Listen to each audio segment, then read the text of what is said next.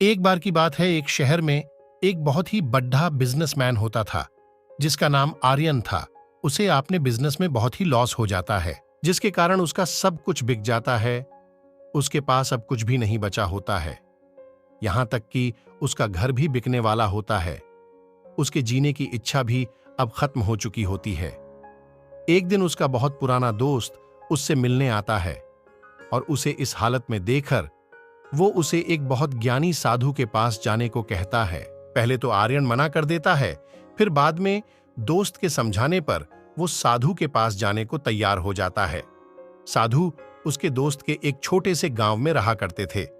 उनसे मिलने के लिए आर्यन अपने दोस्त के गांव में जाता है। 3 दिन के सफर के बाद वो गांव में आ जाता है और साहू से मिलता है। साधु उसे देखकर उससे उसकी परेशानी का कारण पूछता है। आर्यन उन्हें सब कुछ बता देता है, जिसे सुनकर साधु आर्यन को कहता है कि वो चिंता न करे, सब कुछ ठीक हो जाएगा। इतना कहकर साधु उसे 2 बक्से देता है और कहता है कि पहला बक्सा वो घर जाकर खोले और दूसरा बक्सा वो तब खोले जब उसे लगे कि उसने सब कुछ हासिल कर लिया है। आर्यन बिल्कुल ऐसा ही करता है। वो घर जाकर पहला बक्सा खोलता है, जिसमें उसे एक चिट्ठी मिलती है जिसमें लिखा होता है, बुरा समय है, बीत जाएगा।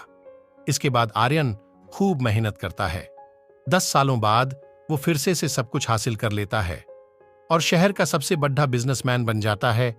इसके बाद वो साहू का दिया दूसरा बक्सा खोलता है, जिसमें उसे एक और चिट्ठी मिलती है